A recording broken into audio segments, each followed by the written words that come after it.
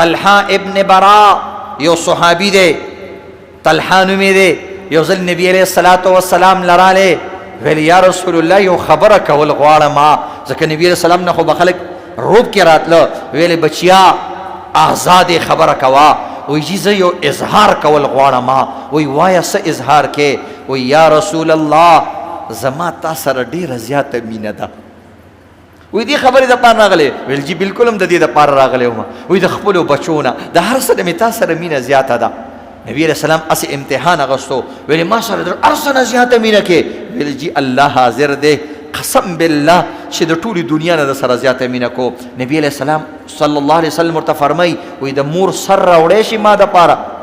فورا تلوار راويستو روان شو او يم نه دې کړي. سړی روان شو. نبی علیہ السلام ورپسې کسانو لګلو سړی را منې کوي، سړی را منې کوي. چې سړی راوستو ویل چرته روان وي؟ وی چې د مور سر ستا په قدمونو کې ږدما چې زما د مینې اظهار وشي. نبی اسلام ورته نه نه زما صحابي زما بچیا زه د رشتو د ختمولو د پاره نیم راغلی، زه د رشتو جوړولو د پاره راغلی، زه د ظلم د پاره نیم راغلی، زه د انصاف د پاره راغلی ما، زه د نفرت د پاره نیم راغلی، زه د محبت د پاره راغلی ما. نو څنګه به یو حبیب پیغمبر تا ته وایي چې مور قتل کا؟ نه به قتل کې. ستا دا د مینې اظهار او دا سټایل او دا طریقه ما ته ډیره محبوبه شوه.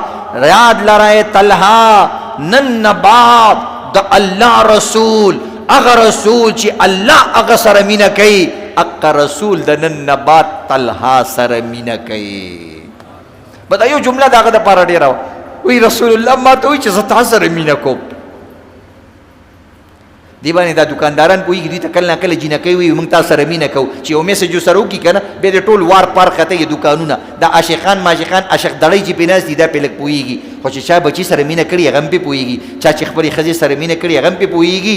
لږ شان د دې مینې په داستان باندې هم ځان پوه کوي. نو طلحه به بیا ډېر زیات خوشحاله و. یو ځل نبي علیه السلام به د خولې مینه نه کوله. خبر شو چې طلحه بیمار دی، زما عاشق بیمار دی. نبي علیه السلام ویل زه ستا عاشق یم. نبي علیه الصلاة والسلام ته طلحه کور ته رالی عیادت ته چې ای طلحه ته زما د پاره د مور سر راوړی شي. نو حبیب خپل قدمونه ستا در ته کېغوستی شي. ولې نه چې ته ما سره مینه کوې زه به هم تا سره مینه کوم.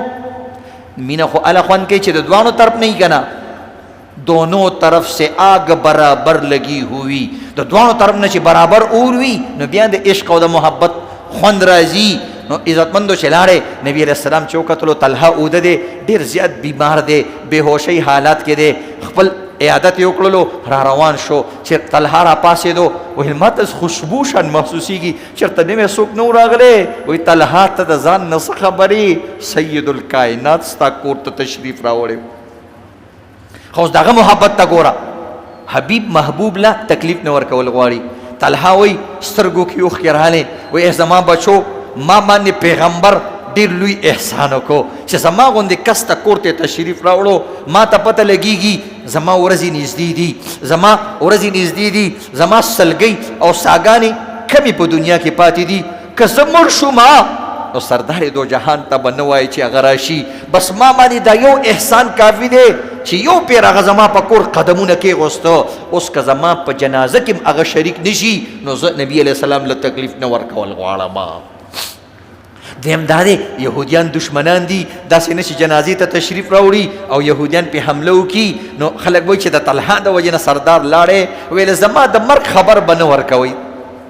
دا شهید شو، دا وفات شو. چې وفات شو عزیزانو رشتہ دارانو خښ کو. بل ورځ نبي علیه السلام تپوس کوي وایي هغه طلحه څه خبر دی؟ زه خو ورغلی وم خو ملاقات مې ونه شو. ګوره مینه دې ته وایي. بیا یې په جومات کې یاد کو. چا ورته ویل یا رسول الله طلحه خو وفات شوی دی او ښخ شوی دی. وی دا څنګه مینه ناکو؟ ما سره دومره مینه کوله او زه په خپله جنازه کې شریک نه کړم. ویل یا رسول الله دا هم د مینې د وجې نه کړي دي چې ته هلته ځې ستا قدمونه به اخیستلی کېږي، تا ته به تکلیف کېږي. هغه دا نه برداشت کول چې زما د جنازې د وجې نه حضور ته تکلیف میلاو شي. نبي اسلام ویل نه نه چې یارانه کوو یارانه به پوره کوو. یارانه کوو نو د مرګ وخت پورې به کوو او د جنازې د اخیری الله اکبر او د قبر د خخېدلو پورې به کوو. ویل جی قبر کې خخ کړی دی. ویل څه چلو شو؟ ما ته پاره الله رب العزت گنجایش راغستی دی. زه زما محمد او داغه په قبر باندې به داغه جنازه پړاوما. ځکه چې د مینې او د محبت آخري داستان هم قایم شي چې طلحه تر مرګ پورې محمد نه دی پرېغوستی، خو محمد د مرګ نه بعد هم طلحه ځان له نه دی پرېغوستی.